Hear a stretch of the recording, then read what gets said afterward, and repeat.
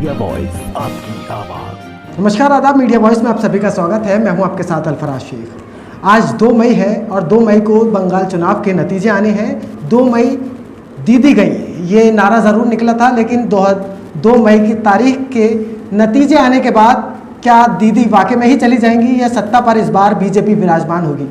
इन्हीं सारी चीज़ों पर लेकर आज हम बात करेंगे। हमारे साथ मौजूद हैं फैज़ान फारूकी, जो द पब्लिक व्यू चैनल चलाते हैं। फैज़ान, सबसे पहली चीज़, 2 मई दीदी गई, ये नारा लगाया गया था और खेला हो गए, जिस तरीके के ये सारे नारे लगाए गए थे, क्या लगता है आज जो नतीजे निकल कर आ रहे हैं उससे क्या कुछ रुख निकल कर सामने आ रहा है? ये जो नारे लगाए थे 2 मई दीदी गई और खेला हो गए, इससे मतलब जो ये नारे इनके थे फैसिलिटी साबित हुए। कहूँगा कि वो जो अनार फोड़ते हैं हम, वो फुरफुरी बम हो जाते हैं, तो वो वाली चीज़ साबित हो रही है। क्योंकि जहाँ तक मैं ये 2:30 बजे तक के आंकड़े बता रहा हूँ आपको, ऑल इंडिया तृणमूल कांग्रेस जो है उनके 202 जो सीट हैं वो लीड में चल रही है। अभी विजयी कोई घोषित नहीं हुआ है, लीड में चल रही है। 78 सीटें जो है वो बीजेपी की आगे चल रही हैं और कांग्रेस का हाल बद से बदतर होता जा रहा है। कांग्रेस को सिर्फ अभी तक उनकी 1 सीट जो है वो लीडिंग में चल रही है, बाकी अदर्स जो है वो 4 सीटें हैं वो लीड कर रही हैं। तो कहीं ना कहीं कांग्रेस को अपना रिव्यू करना पड़ेगा। जैसे कि आप जानते हैं कि राहुल गांधी ने एंड में आकर कह दिया था कि मैं सारे कोरोना को देखते हुए रैली जो है वो नहीं करूंगा। तो कहीं ना कहीं ये सारी कंडीशन जो थी राहुल गांधी के सामने थी कि क्योंकि उनको ऐसा लग रहा था कि कांग्रेस का कोई खास जनाधार जो है वहां पर नहीं है, इसलिए उन्होंने अपनी रैली एक तरह से उनका स्टंट कह सकते हैं, राहुल गांधी का एक पॉलिटिकल स्टंट कह सकते हैं कि उन्होंने अपनी रैलियां कैंसिल कर दी क्योंकि जनाधार कोई खास था नहीं उनका। और अब रिजल्ट देखते हुए लग रहा है कि वो बात बिल्कुल, वो आंकड़ा बिल्कुल सही था।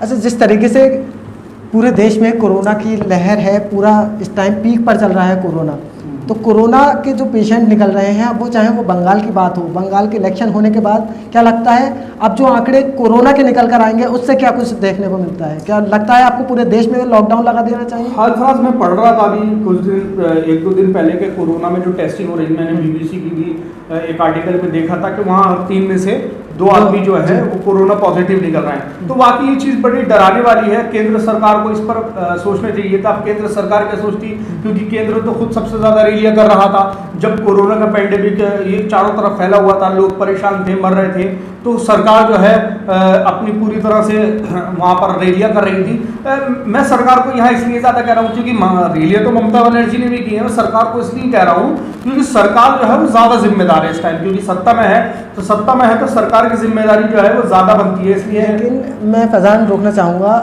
चुनाव जो कराते हैं वो चुनाव आयोग कराता है। चुनाव आयोग को कहीं ना कहीं ये नहीं लग रहा था कि कोरोना जो इस टाइम पीक पर है, कोरोना के पेशेंट लगातार हर राज्य से निकलकर सामने आ रहे थे, तो चुनाव आयोग को एक अगला कदम नहीं उठाना चाहिए क्या चुनाव आयोग को इलेक्शन रद्द नहीं करने चाहिए थे? क्या ये चुनाव कुछ वक्त के बाद नहीं हो सकते थे? चुनाव आयोग का मद्रास हाई कोर्ट ने तो सीधा सीधा कहा भी है कि जो केस बढ़ रहे हैं हिंदुस्तान में कोरोना के, उसमें कहीं ना कहीं चुनाव आयोग जो है वो पूरी तरह से जिम्मेदार है। कुछ लोगों को मैं बात करते हुए सुनता हूँ, जब मैं ग्राउंड रिपोर्टिंग करता हूँ, तो वो लोग भी ये कहते हैं कि जो पढ़े लिखे लोग जो हैं उनका कहना ये है कि जो सुनील अरोड़ा हैं, यानी जो चुनाव आयोग के कमिश्नर हैं, कहीं ना कहीं वो इसके जिम्मेदार है पूरी तरह से। उन्होंने ऐसे माहौल में चुनाव आयोग की तैयारियां थी, ठीक है, वो चीज़ अलग है कि जब चुनाव कराते हैं तो बहुत ज़्यादा खर्चा होता है, इस चीज़ को भी इग्नोर नहीं करना चाहिए। पूरा एक सिस्टम तैयार होता है, खर्चा ज़्यादा होता है, लेकिन खर्च मौतों से ज़्यादा तो नहीं है, इंसान की ज़िंदगी से ज़्यादा नहीं है। तो कहीं ना कहीं मैं समझता हूँ अपने चैनल के माध्यम से, आपके चैनल के माध्यम से ये कहना चाहता हूँ मैं कि कहीं ना कहीं चुनाव आयोग इसमें पूरी तरह से, जो सरकार से भी ज़्यादा जिम्मेदार है वो चुनाव आयोग है। चुनाव आयोग को जो है इस टाइम चुनाव नहीं करवाने थे। अगर डेट दे भी दी थी पहले बंगाल चुनाव की और बाकी 4 राज्यों के चुनाव की जो डेट दे दी थी, उन्हें लग रहा था कि ये पैंडेमिक फैलता जा रहा है, तो उसको कैंसिल कर देना चाहिए था, आगे बढ़ा देना चाहिए था, पोस्टपोन कर देना चाहिए था, जो कि चुनाव आयोग ने ये नहीं किया। मैं चुनाव आयोग की पूरी तरह से यहाँ पर गलती मानता हूँ और मद्रास हाई कोर्ट से बिल्कुल पूरी तरह से इत्तेफाक रखता हूँ कि उन्होंने जो कहा वो सही कहा कि चुनाव आयोग जिम्मेदार है। अब मैं फिर वहीं आता हूँ, अपनी अल्फराज रैली पर आता हूँ कि इस तरह से रैली नहीं करनी चाहिए थी। अब रैलियों में भीड़ आई, अब आने वाले जो आज के बाद जो आंकड़े आएंगे वो बहुत डरा देने वाले होंगे, सहमा देने वाले होंगे और बहुत खतरे वाले आंकड़े होंगे। एक सवाल ये है कि ऑक्सीजन को लेकर बहुत ज़्यादा शॉर्टेज है, चाहे वो गवर्नमेंट हॉस्पिटल हो या प्राइवेट हॉस्पिटल हो, ऑक्सीजन हाथ नहीं आ रही है लोगों को, इधर से उधर भटकते हुए हमने काफ़ी सारे ऐसे मरीजों को देखा है जो हमारे पास आते हैं, कहते हैं कहीं ना कहीं से हमारे लिए ऑक्सीजन की प्रोवाइड करा दीजिए, ऑक्सीजन प्रोवाइड करा दीजिए। तो सरकार इस ऑक्सीजन के लिए क्या कर रही है? सरकार के अलावा हम दूसरे देशों को देखें तो काफ़ी सारे ऐसे देश हैं जो ऑक्सीजन को हमें प्रोवाइड करा रहे हैं, चाहे वो सऊदी अरब हो या अमेरिका हो या चीन भी हमारे लिए ऑक्सीजन के लिए प्रोवाइड कराने के लिए आवाज़ उठा रहा है।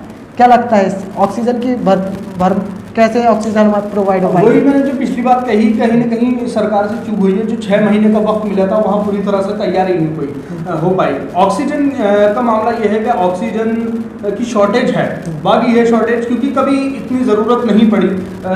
जहाँ तक मैंने देखा है कभी इतनी ज़रूरत नहीं पड़ी। एकदम से ऑक्सीजन की बहुत ज़्यादा ज़रूरत पड़ गई, स्टॉक में इतनी नहीं थी, वो ऑक्सीजन निकल गई। अब सऊदी अरब ने भेजी है, पाकिस्तान भी कोशिश कर रहा है, चाइना भी भेज रही है, प्राइवेट सेक्टर भी थोड़े इसको लेकर अवेयर हुए हैं और ऑक्सीजन करा रहे हैं। लेकिन जो सबसे बड़ी मेजर प्रॉब्लम आ रही है वो ये आ रही है, जैसे किसी मरीज को ऑक्सीजन की प्रॉब्लम है, उनके घर में ऑक्सीजन गई, बड़ा ऑक्सीजन सिलेंडर गया, अब वो बिल्कुल ठीक हो गया, तो फैमिली जो है ना उसको अपने पास रख रही है सिलेंडर को, वो ऑक्सीजन सिलेंडर वापस नहीं दे रही आगे के लिए। तो ये जो है ये काफ़ी चिंता का विषय है। ऐसे लोग अपने घरों में रख लेंगे तो आगे जो आने वाले बीमार होंगे, खुदा ना खास्ता ऐसा हो, लेकिन आने वाले जो लोग होंगे उनके लिए काफ़ी ज़्यादा जो है दिक्कत होगी, प्रॉब्लम क्रिएट होगी। तो मेरी ये रिक्वेस्ट है, अगर आपके पास ऑक्सीजन सिलेंडर है और आपका जो पेशेंट है वो बिल्कुल ठीक है, अब कोई ऐसी बात नहीं है परेशानी पे, तो उसको दें, किसी और के काम आए।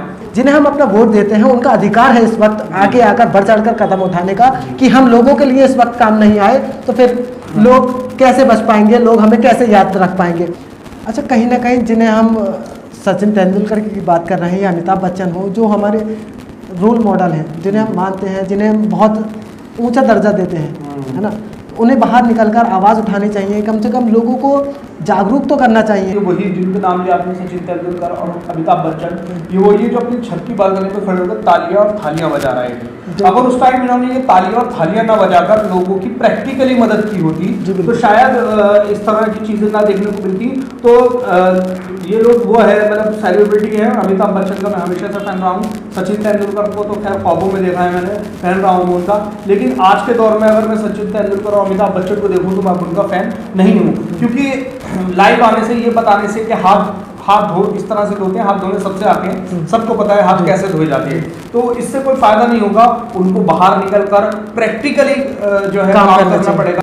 ऐसे ही एक नाम है सोनू सूद का, अकेला ही चला था जानिब मंजिल मगर लोग आते गए और कारवां बनता गया। ये वाला पूरा शेर जो है सोनू सूद पर बिल्कुल सटीक बैठता है, बिल्कुल सही बैठता है। ज़मीनी स्तर पर उतरकर जो सोनू सूद ने इस वक्त काम किया है, लोगों को घर पहुंचाया है पिछले साल भी, और अभी भी कोरोना से जूझते हुए, कोरोना रिपोर्ट उनकी पॉजिटिव आई थी, पॉजिटिव आने के बाद उन्होंने कोरोना को मात दी है और लोगों को अभी भी लोगों के लिए सड़क पर उतरकर काम कर रहे हैं। ये एक बहुत जीता जागता उदाहरण है सोनू सूद का। इसी तरीके से लोगों को भी उतरना चाहिए और काम करना चाहिए, हमारा यही कहना है।